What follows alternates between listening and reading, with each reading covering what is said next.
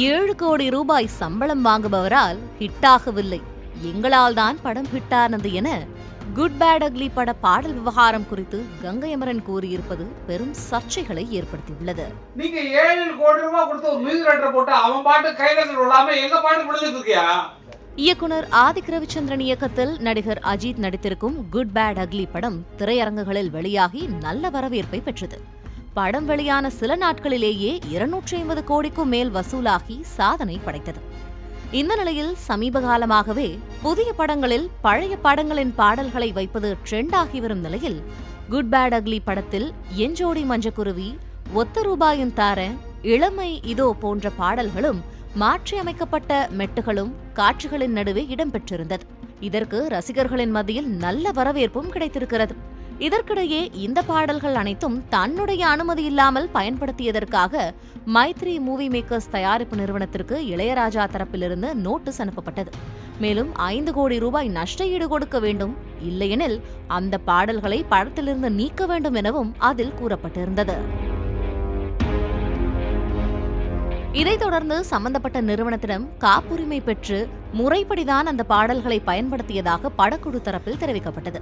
இந்த நிலையில் நிகழ்ச்சி ஒன்றில் இளையராஜாவின் சகோதரரும் இயக்குனருமான கங்கை அமரன் இந்த விவகாரம் குறித்து பேசியிருப்பது மீண்டும் சர்ச்சையை கிளப்பியிருக்கிறது. அதில் இளையராஜா தனது பாடல்களுக்கு ராயல்டி கேட்பது சரியானதுதான், நாங்கள் சர்வதேச விதிமுறைகளை பின்பற்றி வருகிறோம், இந்த விதிமுறைகளை பிரபல இசைக்கலைஞர் மைக்கேல் ஜாக்சன் கொண்டு வந்தார், தற்போது இந்தியாவிலும் இந்த விதிமுறைகள் கடைபிடிக்கப்படுகின்றன, இது உலகம் முழுவதும் பரவியுள்ளது என கூறிய அவர், கதை எழுதியவருக்கு எத்தனை மொழிகளில் கதை சென்றாலும் உரிமை உண்டு, ஆனால் பாடல்களுக்கு உரிமை இல்லை என்பது தவறு என கூறியிருக்கிறார். காப்பிரைட்ஸ்ங்கிறது வேர்ல்டு ரூல்ல தான் நாங்க ஃபாலோ பண்றதை தவிர இந்தியன் ரூல் இல்லை. இந்தியன் ரூல்ல கொண்டு வந்தாச்சு. London legal office main office இருக்கு. உலகம் ஃபுல்லா என்ன ஒருன்னா மைக்கேல் ஜாக்சன் அவர் மியூசிக் பண்ணி அவர் பாட்டு எழுதி அவர் நடிக்கிறார் இல்லைங்களா, அவர் கொண்டு வந்த திட்டம் தான் கொண்டு வந்தது. அது எல்லாருக்கும் அப்படி பரவிடுச்சு. காரணம் என்னன்னா நம்மளுடைய படைப்பு. இப்போ கதாசிரியருக்கு கதையில உரிமை உண்டு, எத்தனை லாங்குவேஜ் மாத்தினாலும் அவங்களுக்கு உரிமை உண்டு, பாட்டுக்கும் அவங்களுக்கு சம்பந்தம் இல்லை, ஏன்னா தனி கிரியேஷன். மேலும் பேசிய அவர், 7 கோடி ரூபாய்க்கு நீங்கள் ஒரு இசையமைப்பாளரை வைத்திருக்கிறீர்கள், அவர் போட்ட பாடல்களுக்கு கைத்தட்டு வராமல் எங்கள் பாடல்களுக்கு ரசிகர்கள் கைத்தட்டுகிறார்கள், அப்படி இருக்க அதற்கான கூலி எங்களுக்கு தான் வர வேண்டும் தானே, எங்களுடைய பெயரை போடாமல் மற்றொரு இசையமைப்பாளருக்கு கோடிகள் கொடுக்கப்பட்டிருக்கிறது, ஆனால் அவரால் நாங்கள் கொடுத்த இசையை கொண்டு வர முடியவில்லை என அப்படத்தில் இசையமைத்த இசையமைப்பாளர் ஜி.வி. பிரகாஷை கங்கை அமரன் மறைமுகமாக சாடினார். மியூசிக் போட்டவங்க உன் பாட்டு கேட்டாவில்லையா, எங்க பாட்டு போட்டவங்க ஆளுக்கு கையில உச்சி அடிக்கலாம், டான்ஸ் ஆடுறான், அப்ப அதுக்கு கூலி எங்களுக்கு வரணும் இல்ல? எங்க பேர் போடாம தானே எங்க மியூசிக் டைரக்டர் பணம் கொடுத்து அவ்வளவு கொடுத்து அவங்கள்ட்ட வாங்க முடியாது தானே எங்க பாட்டு போடுறீங்க, அப்ப எங்களுக்கு அதுல பங்கு உண்டு இல்ல, எங்களுக்கு கொடுத்துருக்கணும் இல்ல, எங்கள்கிட்ட பெர்மிஷன், அவங்க பெர்மிஷன் கேட்டா ஃப்ரீ அண்ணா கொடுத்துருவாரு, இப்போ கேட்காம போட்டதுன்னா அவருக்கு கோவம் இருக்காரு, எங்கிட்ட கேட்கல, எங்கிட்ட பெர்மிஷன் வாங்கல அப்படின்னு சொல்லி சண்டை போடுற காரணம் பணத்தை ஆசை இல்லை சார், கொட்டி கிடக்கு.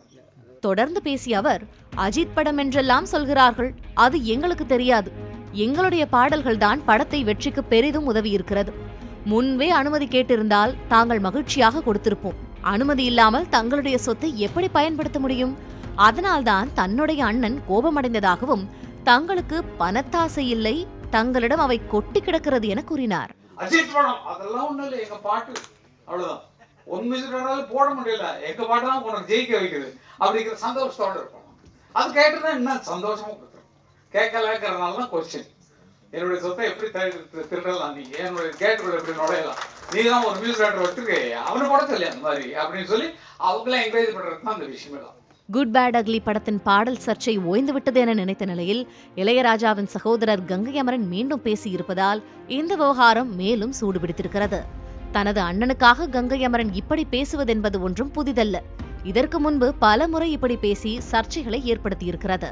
குறிப்பாக கடந்த ஆண்டு இளையராஜாவின் பாடல்களுக்கு காப்புரிமை தொடர்பாக கவிஞர் வைரமுத்து கருத்து தெரிவித்ததற்கு, கவிஞர் வைரமுத்து எங்களால் தூக்கிவிடப்பட்டவர், எங்களால் லிப்டில் ஏறி பாட்டு எழுதியவர், அவர் உட்கார்ந்த நாற்காலியை தூக்கி போட்டு மிதிப்பது போல பேசியிருக்கிறார், மனுஷனுக்கு எப்போதுமே ஒரு நன்றி வேண்டும் என கங்கை அமரன் கடுமையான விமர்சனத்தை வைரமுத்து மீது முன்வைத்தார். இது பெரும் விவாதத்தை கிளப்பியது. இதற்கு முன் மறைந்த பின்னணி பாடகர் எஸ்பிபி இளையராஜாவின் பாடல்களை மேடையில் பாடுவதற்கு தடை விதிக்கப்பட்டது. சர்ச்சைகள் எழுந்த நிலையில் பின்னர் அவை நீக்கப்பட்டது குறிப்பிடத்தக்கது.